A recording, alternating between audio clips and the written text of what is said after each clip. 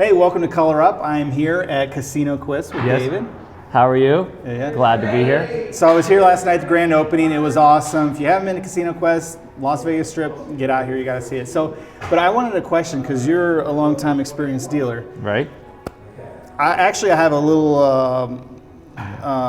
note about it today. I was playing at the Strat. Okay. And I gave him my card and money and everything. And then after about 30, 40 minutes, she came back and said, "Did you ever give me your card, your name?" I'm like, "Yeah, did you not put me in?" Yeah, right. I mean, that sort of thing. So yes, I want to talk about how comps or ratings or whatever you call it on the craps table. Specific to craps. So first off, because it's not a blackjack game, so supervisors tend to be more responsive to blackjack games. They have in and outs more often. It's something that more supervisors understand. You know, gameplay is very easy on a blackjack table, right? Okay. So I tell everybody, make sure you're getting rated. Even after you get them your card, make sure they're rating you. In fact, it's okay to ask them, hey, how am I being rated, or what's my rating? So if they look at your bet, so amazingly, not amazingly, but there's a lot of supervisors who really don't know dice. Like, absolutely no clue. I used to have a So box. you don't have to know the game to be a supervisor. I mean, you would think that would be like a thing, but I actually know assistant shift boss who would come, he would sit on the game. Anytime there was any prop action, he would get up to blow his nose. So we didn't have to play a role, and whether it was right or wrong, it was all up to you. If you got it wrong, you know what I mean? No big deal. But that happens a lot. It's amazing. So, and not so much just like you can have a basic understanding of the game and still sort of watch it, but in terms of like intrinsic details. So for example, when it comes to rating, if you play a hedging system where there's no immediate sort of outcome of you losing. Well, hold on, before we get there, maybe we should back up and say a little bit what rating does. Okay. Just real briefly. Okay, so based on the level of play that you have or the amount of money that you have at risk, you will get rewarded points. Okay. Some casinos have a very sort of stringent, very well-defined point system based on how much you buy in for. Like in a slot machine, you can see it click up as you play. Every so many dollars you play, you get so many points or whatever the case may be. So a table game is a little different, especially with dice. So blackjack is a much more straightforward approach. You buy in for $500, you're playing $20 a hand, right? Craps, it goes segue. There's the way that they formulate, how much you have at play or what you have at risk is a little different, right? So the key is what you're being rated on a per bet basis over time, and then that's multiplied out by however long you're at the table. So what they'll do is, in the old days they used to use a card. Now they punch it into a computer. They're kind of looking for an average bet per hand. That's exactly over right. An hour? Yep, over an hour. So in craps, it's what you have at risk. So for example, like if you're betting 32 across, there are some casinos that don't use that because you're not sevening out. It's not 0.7 every time. Like on a blackjack game, you're in one hand and you're out. You're either win or out. There's a decision, right? When you're on a dice game, and let's say you're playing 32 across, you're even though you think you have all that money at risk, it's not 0.7 every roll of the dice. God forbid, nobody will be playing dice. You follow? Right. So the money sort of stays in axis. So what they do is they look at the flat bet. So if you're playing 32 across, you essentially have a $5 average bet, and then that is multiplied out for the time that you're in. And so different casinos use little somewhat modified formulas, but some of them that use these sort of CRMs or customer relationship managers that have this sort of built in, these sort of analytics built in. They'll punch you in, okay, $5. Let's say you're strictly a line better. You just do that. You do nothing but the line. Whatever you have flat bet on the pass line. So I worked at one casino was literally flat bet on the pass line. They didn't even take into consideration your odds because that was sort of a supplemental. You could pick that up. You didn't always have to have it at risk. It doesn't, just because you put down full odds doesn't mean you have to. Okay. Or it doesn't mean that, at any time you can pick the odds up. Okay. So they looked at just your flat bet, and then it would be sort of multiplied out by some type of number. And it's not as well defined like as in blackjack. It would be interesting to come up. Every casino has different systems that work a little different. You know what I mean? So how that system works. But it's important at the very first part of that to make sure that you're being rated at a level that you feel is relevant. You follow? So like if they walk away with your card and come back, that doesn't mean they did anything. You know what I'm saying? Maybe, yeah. I don't think she even, Yeah. because she asked me, she goes, did I get your name even? And I'm like, Dude, supervisors are lazy. So lazy. Like, we teach our dealers to do things that don't require a lot of work, like requires the least amount of effort. Because supervisors, they don't like to get fills, they don't like to get credits, because it requires them having to do paperwork and call upstairs. You know what I'm saying? It's this whole process. Rating is the same. Blackjack rating, it's so easy. Guys playing $20 a hand, $20 a hand. It's that easy. so if I'm a field better, it's a decision every hand, whatever. So that's the thing. So, but you're not betting the field every hand necessarily. If you bet every single hand, then I can see that being rated. But you might be sort of zeroed out. You know, that's why it's important to get feedback from the floor supervisor and say, listen, what do I need to bet? How do I need to bet? I mean, it's a perfectly reasonable question to ask. You follow? Like even in general, and I always tell people that want to learn from us, ask questions. It's okay. There's not this big wall between you and them. We need, as players, need to be more proactive if we're interested in comps. That's it. If you want at comps, the dice table, and you want status, like we have a player that plays at Caesars. He goes in there, he gets rated, he plays a lot of money across. He knows what his rating level is every time he walks into a Caesars property, and he makes sure that they rate him accordingly. You know what I'm saying? So, I mean, that's just how you have to go about it. So, in a rating thing, is it you just check out front that they entered you in right, or do you check after the session, or how? So you can do it both ways. You could say, you can ask a person, okay, so what am I being rated? What's my average bet? And then when you're done, you can see how much you've accumulated. So some of the casinos have apps.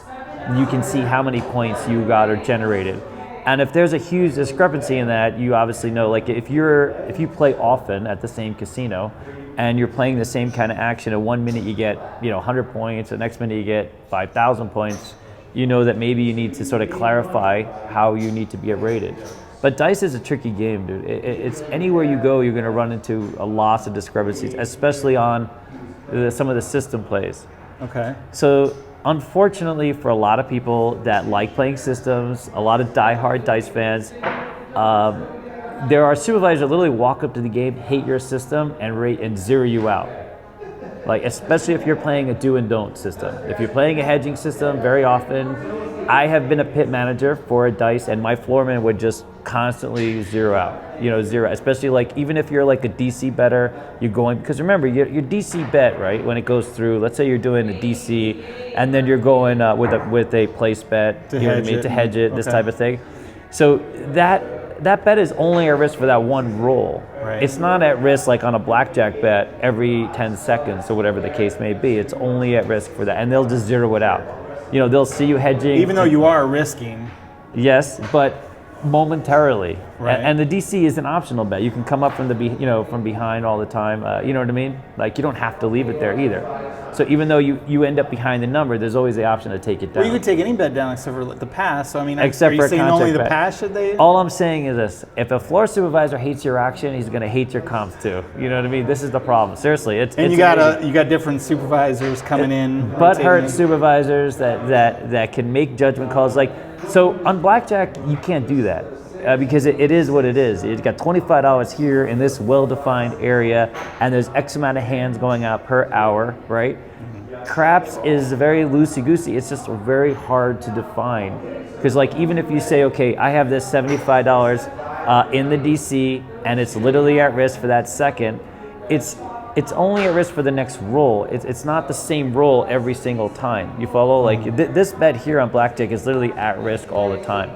I guess you could say that's true for the DC essentially, but the place bets that go across take a minute to resolve themselves usually, or you have to hope, right? Mm-hmm. There's not a decision every single roll of the dice one way or the other, right? Because if you stood to lose $32, oh god, if you stood to lose $32 every minute, that would be your rating. You know what I mean? But that's not how it plays out. What about prop bets? I mean, usually they're $1. Some higher tables they may be $5, but they're $5. Still. Yep. Some people play them consistent, but a lot of people it's just on a whim. Very rarely rated, unless you're just a big chunker on prop bets. Then you get that, but it's another one of those things that's just a very you might be rated if you're like $5 on the line and $50 in prop action. Every roll of the dice, and that's something you might see. But for the most part, I actually So when we opened the Bell of Baton Rouge, we didn't rate any prop action whatsoever. It was not a thing. We don't consider that, even though it's money at risk. We don't consider that. He's a popular guy. I mean, there's a lot of calls. That's actually the school phone, but yeah, you take it if you need it. No, Just it's like a telemarketer.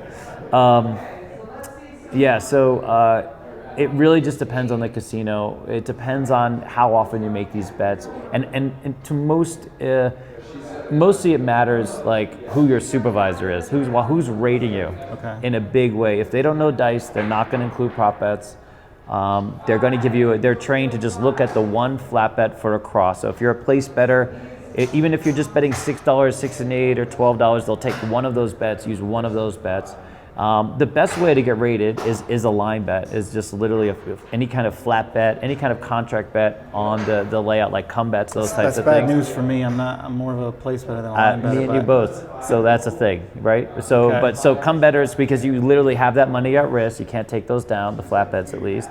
So, the line bet plus all the flat bets as a total, the odds many times are not included in rating. Okay, so that's the question. I mean, a lot of guys are past, with a couple come bets, in odds. To me, I'm adding $50 in odds on all my numbers. That's a lot of money risk, but a lot of places it's zero, right? It's essentially zero. It's an optional bet. It's not a fixed bet. Now, some casinos will give it to you. If you have someone like me, I'm watching the game, I'm rating you for almost all your money you have at play. Not all of it necessarily, but to some degree. But the game, dice has a whole different dynamic again than blackjack does. So there's definitely not a system, and then there's people who know less about the game than others. Yeah. But everyone's taught how to rate a little. So flat bets, almost every casino I've ever experienced, flat bet is always the bet. So your average bet can always be whatever flat bet or contract bet you have in play. So anything that goes to the come, anything on the line.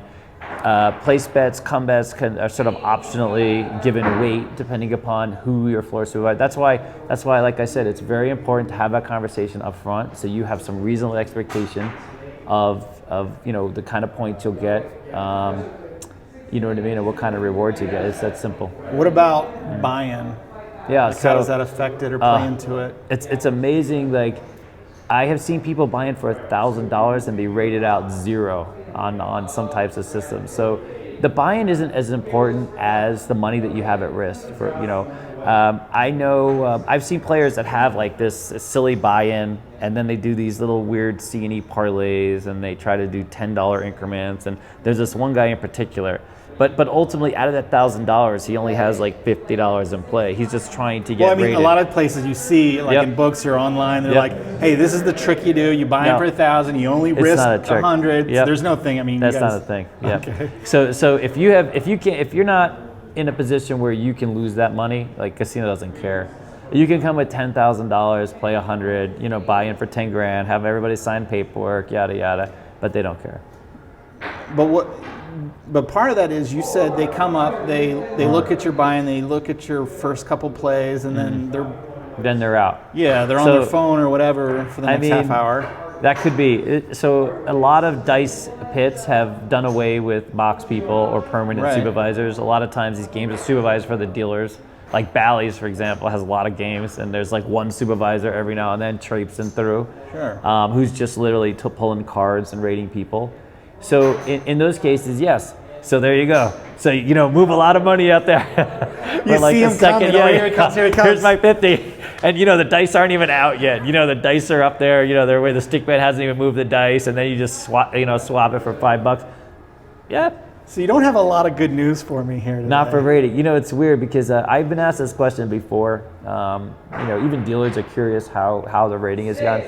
It just varies. I've worked at so many casinos, and I've had a lot of floor supervisors just at the very last casino. What do you think he's got in action? Because you have to give him something. Okay. And so it really depends. I mean, like you said earlier, field bettors, that's money in action every roll. I would give them sort of the maximum opportunity to get rated, because it seems to me like it's literally every roll of the dice, win or lose. You have that money at risk. That should be the highest rated. but some places don't really use the field, or they. And it's a high house edge bet too, And it's so. a high house. Yep, exactly. So it's good. This is going to remain one of those secrets, sadly enough. Big mystery is not The solved big mystery. today. No, but the solve is literally getting your floor supervisor to give you a rating that you're happy with, based on your regular play. So I guess there's kind of a solution or tip is maybe become a regular or get known or get to know the crew and the team there and, kind of frequent the same place. And Yep. I mean, a lot of dice bits are very comfortable giving away because they recognize that even if it doesn't get the same sort of weight of rating like as a blackjack game or roulette, this type of thing, they're usually good with giving out. They know that they want this type of action. They know that you're capable of buying in and this type of thing. So they're happy to give you comps.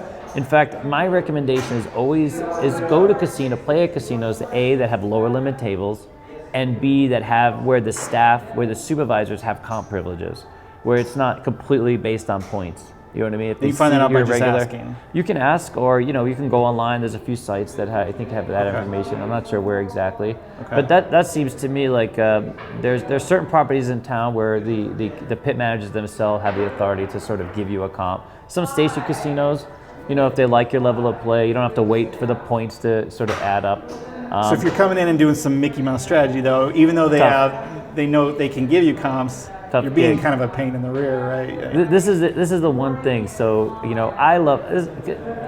Which there's nothing wrong with those players. Nothing you wrong. Play however you want and have fun. I mean, the game is supposed to be about fun. It's your money. It's your strategy. It's your way to play. But dealers are sort of trained to like certain types of gameplay. Dealers love place bets and pressing. That's it. Dealers tend to be averse to people that just chunk in the field or play hedging bets, and these same dealers become floor supervisors. You know what I mean? Who then have the same sort of representation type of thing. Yeah. Okay. Interesting. I think we've pretty much covered the topic all around. I mean, we went all around and have no answers for you, really, except for, It's on a casino basis. So find one you like, talk to and communicate to them. Yep. And by the way, find the staff, find the shift you like, the supervisors you like, and play with them. I mean, that's always the most favorable outcome.